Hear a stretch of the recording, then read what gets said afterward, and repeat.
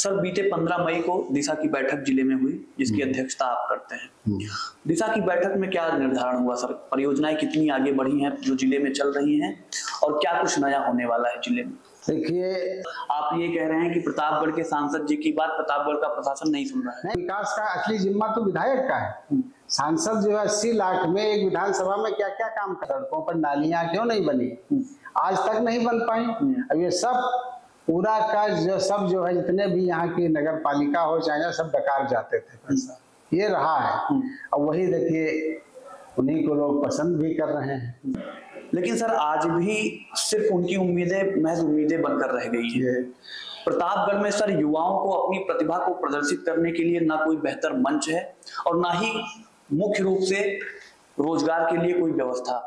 नमस्कार, मेरा नाम है उत्कर्ष और आप देखना शुरू कर चुके हैं सुलभ भारत। दोस्तों, इस वक्त हम मौजूद हैं प्रतापगढ़ में और हमारे साथ मौजूद हैं प्रतापगढ़ से समाजवादी पार्टी के नेता, लखनऊ खंड से कई बार शिक्षक एमएलसी रहे, लखनऊ पब्लिक स्कूल के संस्थापक और प्रतापगढ़ से लोकसभा सांसद एसपी सिंह पटेल जी। सर स्वागत है आपका सुलभ भारत में। धन्यवाद।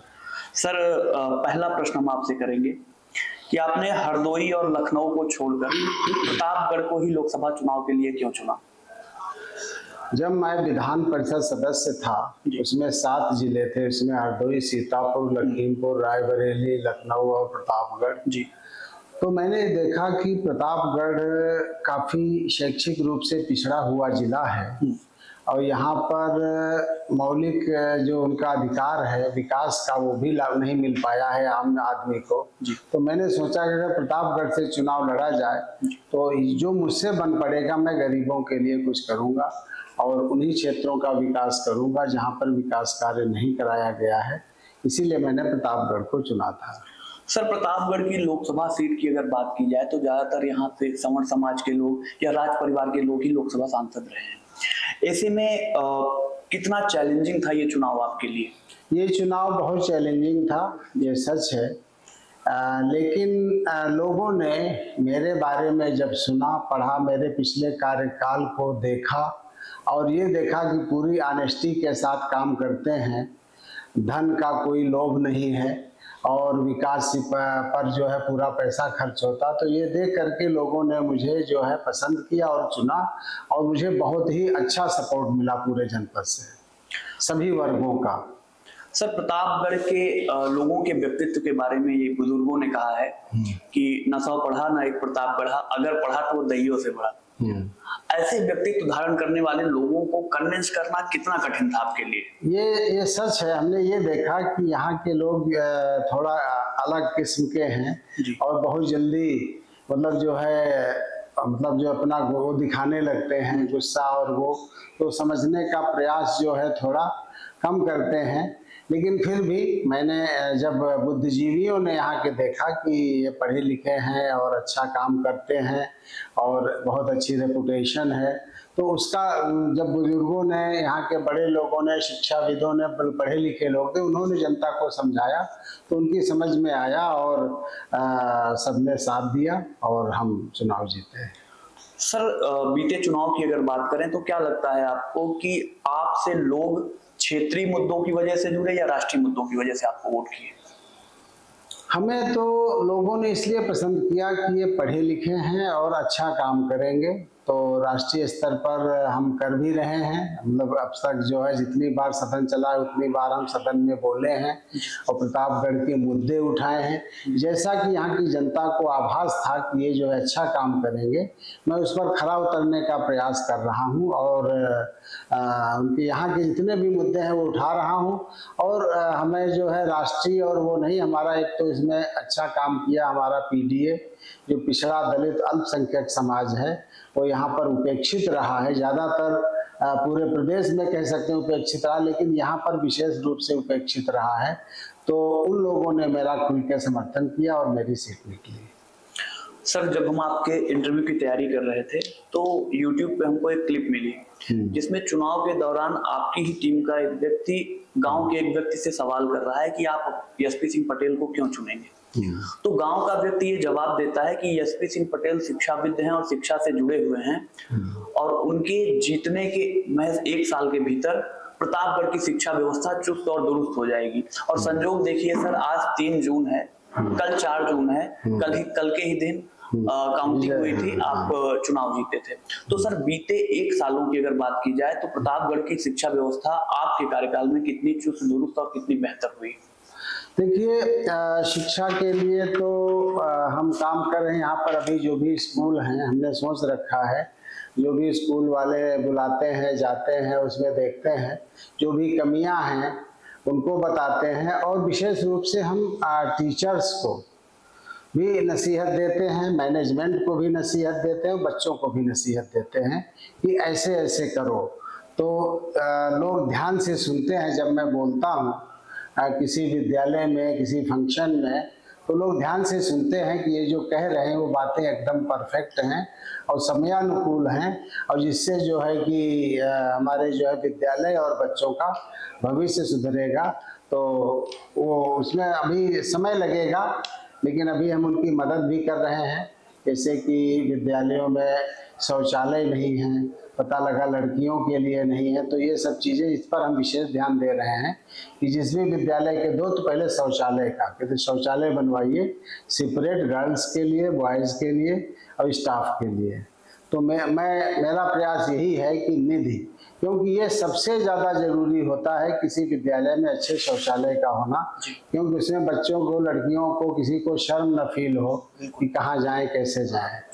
तो ये चीजें होती हैं। सर विद्यालयों की बात की जाए, शिक्षा से जुड़े हैं, प्राथमिक विद्यालय की अगर बात की जाए, गवर्नमेंट स्कूल्स की मैं बात कर रहा हूँ, ये देखा जाता है कि ग्रामीण क्षेत्रों में शोषित, वंचित, उपेक्षित, भाषित, पिछड़ा, गरीब, किसान, मजदूरों के बच्चे ही ज्यादातर उन विद्यालयों में जाते हैं। लेकिन आज भी उन विद्यालयों की स्थिति बड़ी दयनीय देखी जाती है। उसके विकास के लिए सांसद जी, प्रतापगढ़ के सांसद जी क्या कदम उठा रहे हैं? देखिए, उसमें जो भी मैंने कहा ना, सांसद निधि एक तो बहुत थोड़ी है जी। सांसद निधि और विधायक निधि बराबर है 5 करोड़, उसमें 1 करोड़ 90 लाख के करीब जो है जीएसटी कट जाता है, तो वो 4 करोड़ मानिए। 4 करोड़ सांसद निधि में और मतलब जो है पूरे जनपद का विकास कराना संभव नहीं है।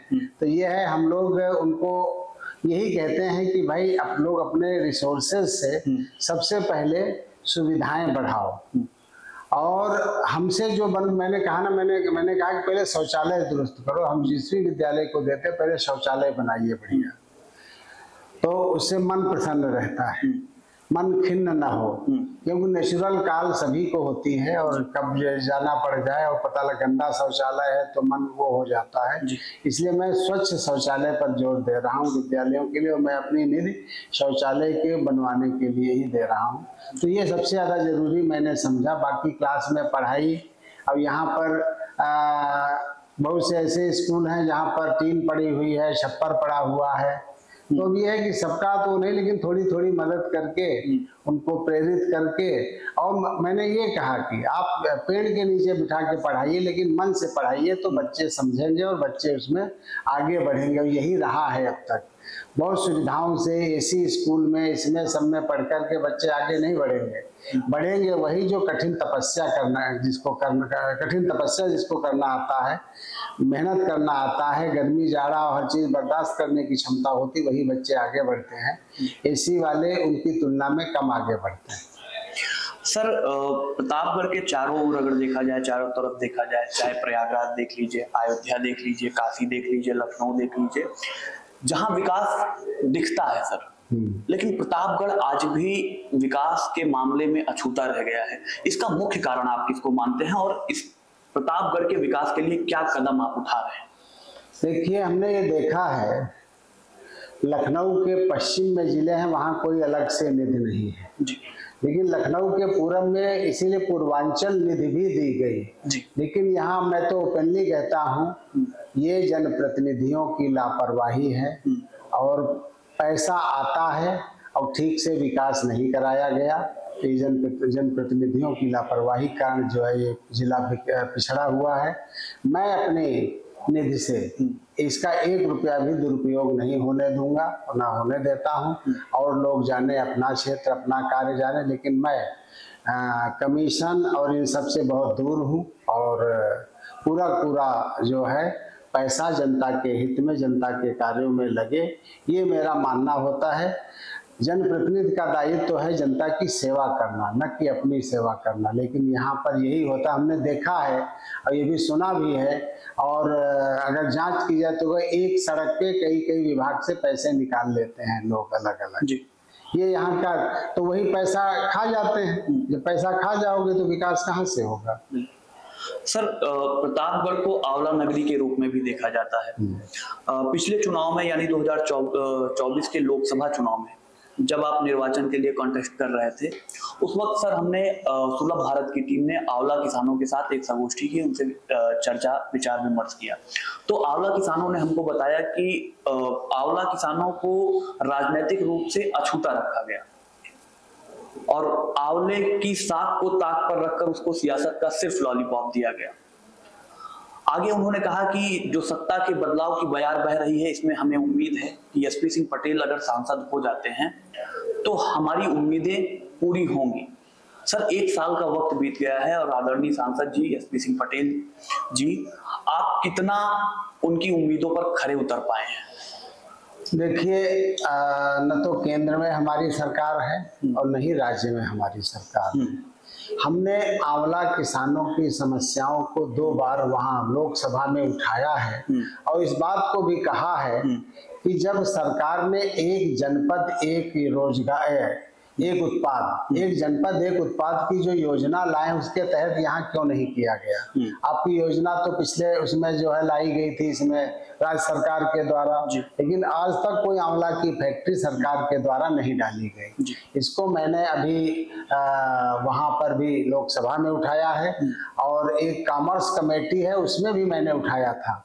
तो मैं अपना दायित्व तो निभा रहा हूँ। अब कहाँ तक सफल हो पाता हूँ या ये सरकार हमारी कहाँ तक सुनती है, तो ये उस पर डिपेंड करेगा, लेकिन मेरी तरफ से उसमें उसके प्रयास में कोई कमी नहीं। सर, 2024 के चुनाव में जब सत्ता के बदलाव की बयार प्रतापगढ़ में बही तो उसमें सबसे ज्यादा आगे झूमने वाले युवा थे। उन युवाओं को ये उम्मीद थी कि इस सत्ता के बदलाव के साथ साथ उनकी किस्मत भी बदलेगी और बदलेंगे उनके दिन। लेकिन सर, आज भी सिर्फ उनकी उम्मीदें महज उम्मीदें बनकर रह गई है। प्रतापगढ़ में सर युवाओं को अपनी प्रतिभा को प्रदर्शित करने के लिए ना कोई बेहतर मंच है और ना ही मुख्य रूप से रोजगार के लिए कोई व्यवस्था। तो सर, क्या उनकी उम्मीदें आज भी, जो उनकी युवाओं की उम्मीदें मरती हैं, युवाओं के सपने टूटते हैं सर, वो अपने सपनों को तोड़ करके परिवार के रोजगार के लिए, परिवार की रोजी रोटी के लिए परदेश उनको जाना पड़ता है प्रतापगढ़ के ग्रामीणांचल क्षेत्रों से। सर, सांसद जी के द्वारा क्या ऐसा किया जाएगा कि युवाओं की उम्मीदें फिर से बरकरार रहें और उनको उनकी प्रतिभा को प्रदर्शित करने के लिए कोई बेहतर मंच मिल सके? देखिए, मैंने किताब लिखी है सपने और रोजगार की राहें जी। युवा उसको पढ़ें। रोजगार नहीं मिलता है तो अपना स्वरोजगार भी शुरू कर सकते हैं। इसके अलावा रोजगार के ऐसे ऐसे अवसर हैं जिनके बारे में बच्चों को जानकारी नहीं है और इस किताब को, इस पुस्तक को हम जितने भी विद्यालय हैं उनको सबको लगभग दे चुके हैं और जिनको नहीं मिली है उनको हम जब भी जाते हैं दे देते हैं। तो सपने और रोजगार की राहें एक पुस्तक हमने करियर काउंसलिंग पे लिखी है, जो भारत में एक अनोखी किताब है। इतना ज़्यादा, इतनी इंफॉर्मेशन, इतना ज़्यादा कंटेंट किसी पुस्तक में नहीं है। तो एक तो वो उनके लिए लाभदायक है, ये मैंने काम किया है। इसके अलावा आप देख ही रहे, मैंने पहले ही कहा कि यहाँ पर न तो हमारी न तो केंद्र में हमारी सरकार न राज्य में, और ये सरकार देख रहे 11 से 12 बार हो चुका है और परीक्षा होती है, उसके नौकरी के लिए कोई कंपटीशन की वो होता है, लेकिन उसके बाद पेपर लीक करके परीक्षा को निरस्त कर दिया जाता है। तो ये सरकार चाहती ही नहीं है कि लोगों को रोजगार मिले, और जब से ये भारतीय जनता पार्टी की सरकार, तब से आप देख रहे हैं कि किसी को रोजगार नहीं मिला है। तो ये सरकार की नाकामी है, उसकी विफलता है, तो इस पर जनता ध्यान दे। अगर हाँ, हम लोगों ने जो वादा किया था, अगर हमारी सरकार आई होती तो अब तक जो है बहुत से युवाओं को नौकरी मिल चुकी होती। सर, अगर युवाओं की प्रतिभा की बात की जाए तो खेलकूद जैसी प्रतिभाएं प्रतापगढ़ में हैं, लेकिन प्रतापगढ़ के युवाओं को अपनी प्रतिभाओं को प्रदर्शित करने का कोई मंच ही नहीं मिलता है।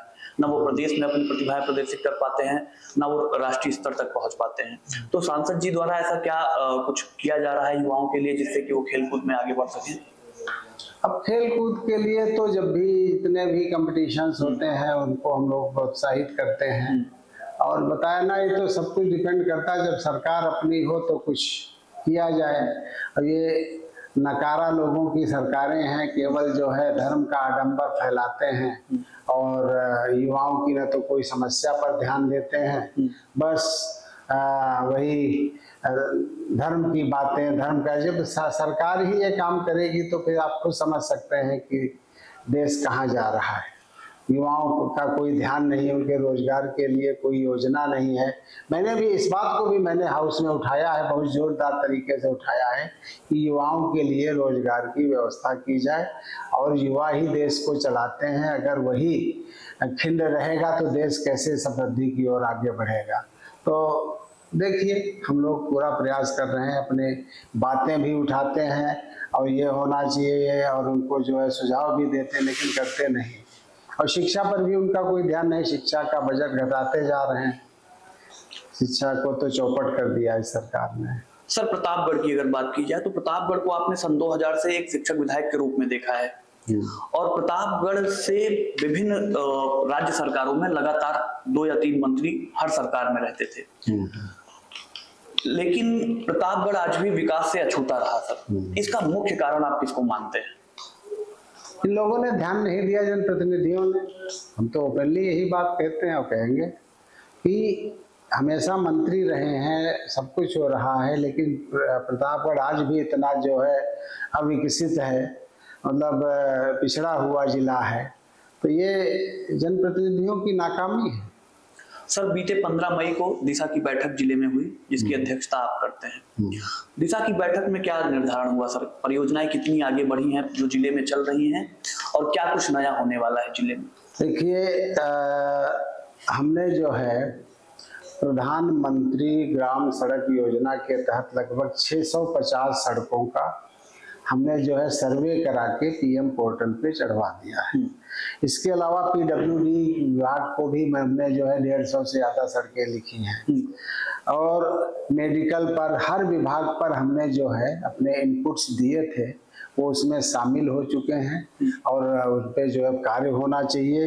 रेलवे ओवरब्रिज, अंडरपास, इनके भी सब हमने प्रस्ताव रखे थे और प्रधानमंत्री ग्रामीण आवास योजना के लिए जो गरीबों को वो मिलते तो उसको भी हमने ढेर सारे जो है उसको वो बात भी उठाई थी कि जितने भी आए हैं उनको तत्काल पैसा रिलीज किया जाए, जिनके ऑनलाइन आ चुके हैं आवेदन। तो ये सब हम लोगों ने किया है। और सौभाग्य योजना के तहत विद्युतीकरण कराया गया है। विद्युतीकरण के नाम पर हम लोगों ने जम के काम किया है। जहाँ जहाँ विद्युतीकरण नहीं हुआ है वहाँ वहाँ के लिए हम लोगों ने लिखा है और हमने लिखा है और उन पर काम भी हो रहा है, काफी कुछ काम हो भी रहा है। सर, ये देखा गया है प्रतापगढ़ में कि एक तरफ आप हैं जो लगातार पीडीए की बैठक करते हैं जगह जगह पे जाकर के, दूसरी तरफ भारतीय जनता पार्टी है जो 1 नेशन 1 इलेक्शन को लेकर लगातार बैठक कर रही है, संगोष्ठी कर रही है। तो सर, क्या प्रतापगढ़ की जनता सिर्फ बैठक के लिए ही रह गई है? देखिए, हम जो बैठक करते हैं, जो भी करते हैं, वो तो हम उसका जो है लाभ जनता को मिल रहा है, काम हो रहे हैं। लेकिन 1 नेशन 1 इलेक्शन ये सिर्फ इसलिए है कि किसी तरह से हम इस सत्ता में बने रहें, काम कुछ न करें। देख रहे हैं जब से सरकार में मोदी जी आए हैं तब से जो है देश की प्रगति रुक गई है और चंद पूंजीपतियों का ही भला हो रहा है।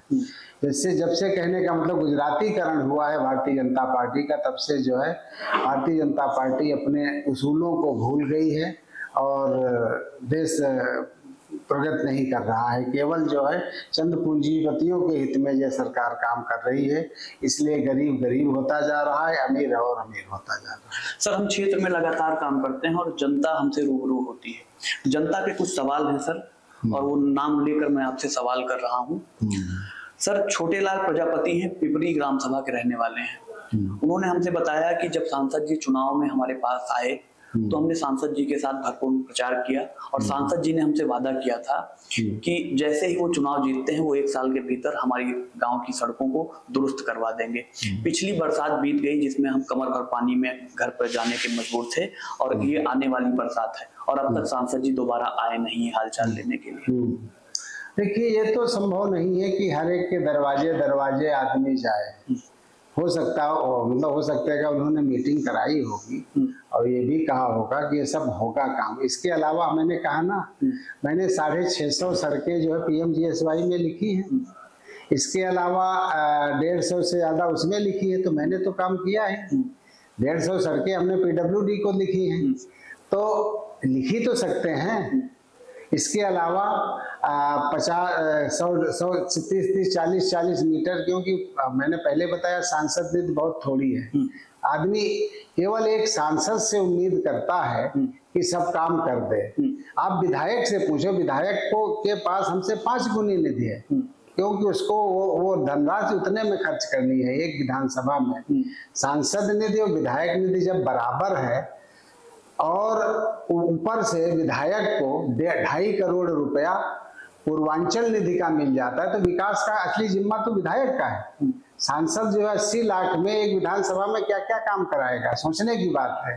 तो लोग ये नहीं समझते। उन्होंने कहा, सोच लिया कि हर काम सांसद ही सबके दरवाजे दरवाजे पे जाकर के कराएगा। ये बताइए, 25 लाख वोटर हैं, 25 लाख वोटरों, 25 लाख घरों पे कोई जा पाएगा?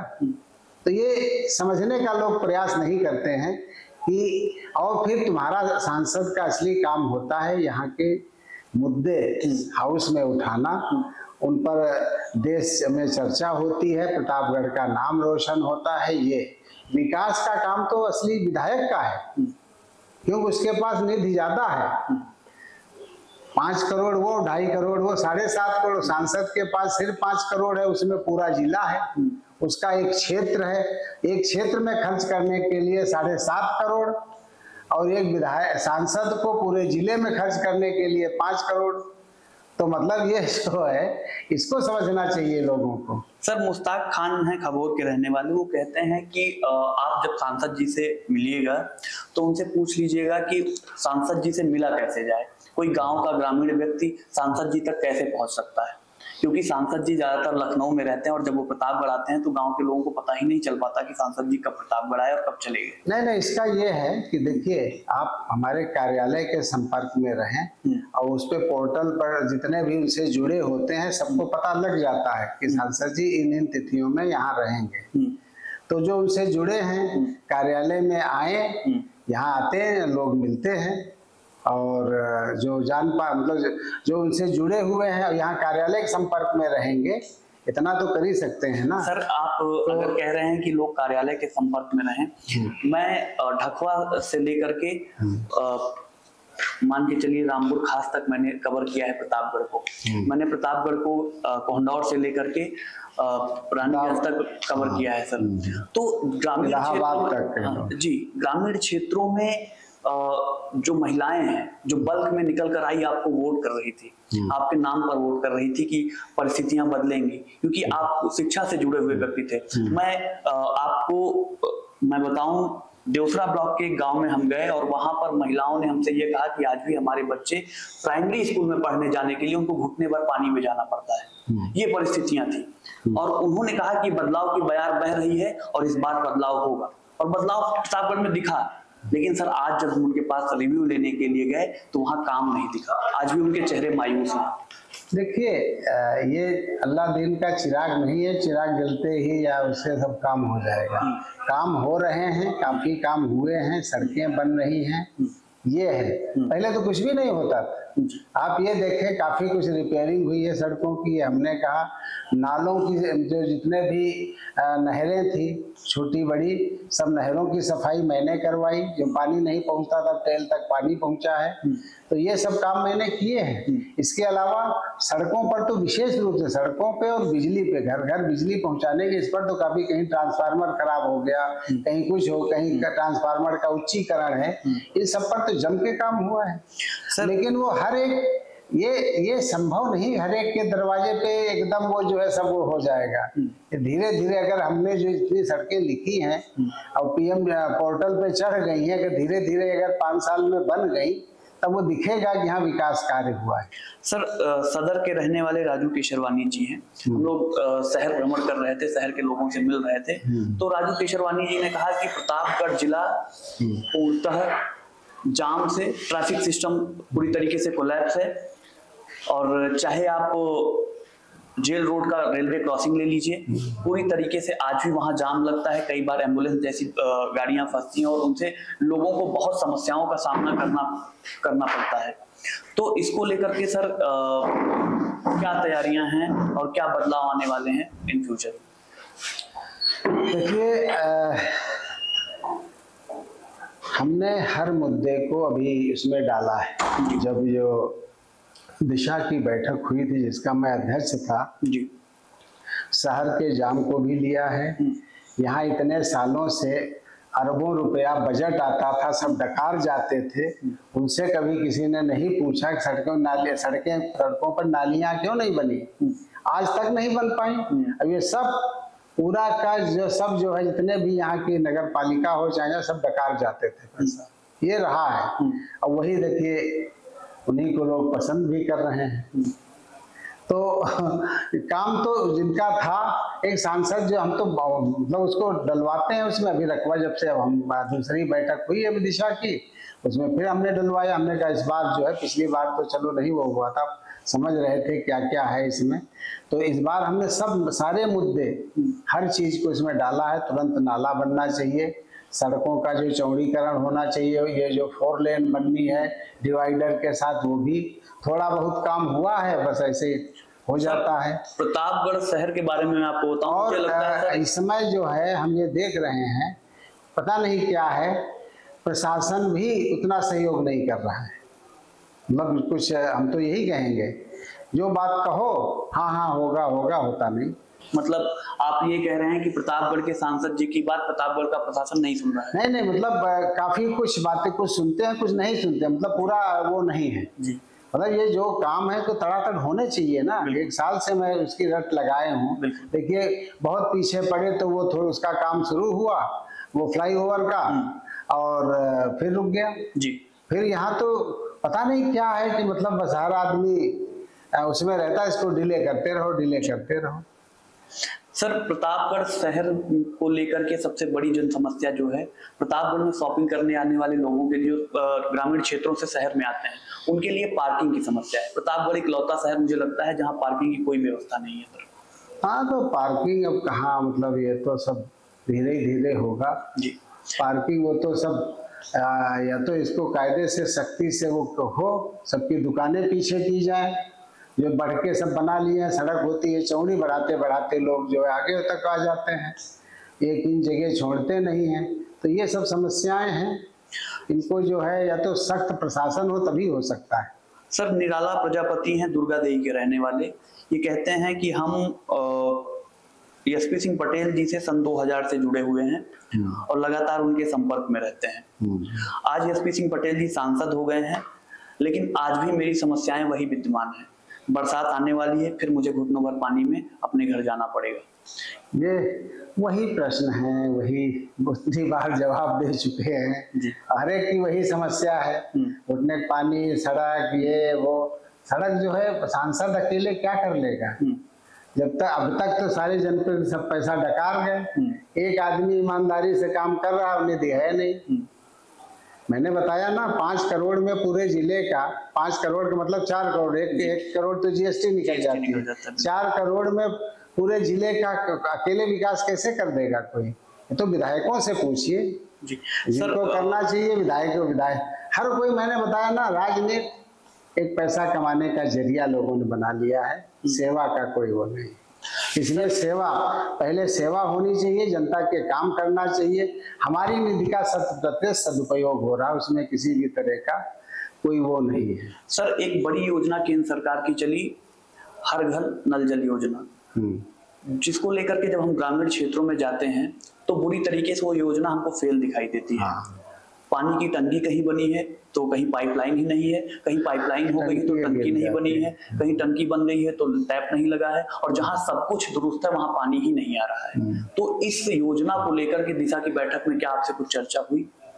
इस पर भी हुई, ये सब मुद्दे उठाए गए। इस पर तो हमने जबरदस्त जो है हाउस में उठाया था, लोकसभा में, कि आपकी जल नल योजना पूरी तरह से फ्लॉप है।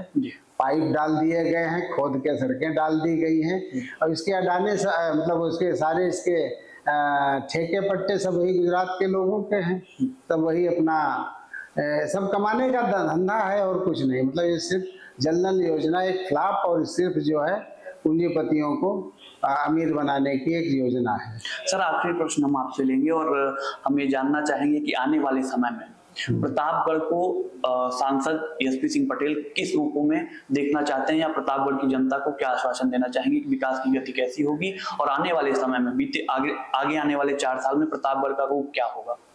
देखिए, मैं पूरी निष्ठा और ईमानदारी के साथ काम कर रहा हूँ, वैसे ही करूँगा। मुझे राजनीति से कोई कमाई नहीं करनी है। जो भी निधि है उसका 100% सदुपयोग होना है और जो भी मेरे द्वारा योजनाएं लाई जाएंगी वो भी 100% मतलब जो उनका जनता के हित में होंगी। मैं प्रयास कर रहा हूँ। जिस तरह से मैंने अब तक इतने काम कर दिए हैं, देखिए जैसे कि बहुत सी सड़कों की रिपेयरिंग हमने सब लिखा, वो हुई है, वो हो रही है। बहुत सी सड़कें बन रही हैं, बहुत सी सड़कें स्वीकृत हुई हैं। तो जब स्वीकृत हो जाती तो क्षेत्रीय विधायक अपना व्यू लगाने लगता है कि हाँ मेरा भी इसमें योगदान है, जबकि मैक्सिमम को मैंने लिखा है। चाहे कोई भी विधानसभा हो, 5 में मैक्सिमम को मैंने लिखा है, अधिकारियों के संपर्क में है और उसका लाभ मिलेगा, पहले से बेहतर होगा और काफी बेहतर होगा, ये मैं वादा करता हूँ। सर बहुत बहुत धन्यवाद अपना कीमती समय हमें देने के लिए। तो आपसे हमारे साथ प्रतापगढ़ के सांसद एसपी सिंह पटेल जी। ऐसे ही तमाम विभूतियों से आपको हम रूबरू करवाते रहेंगे। आप देखते रहिए सुलभ भारत। बहुत बहुत धन्यवाद।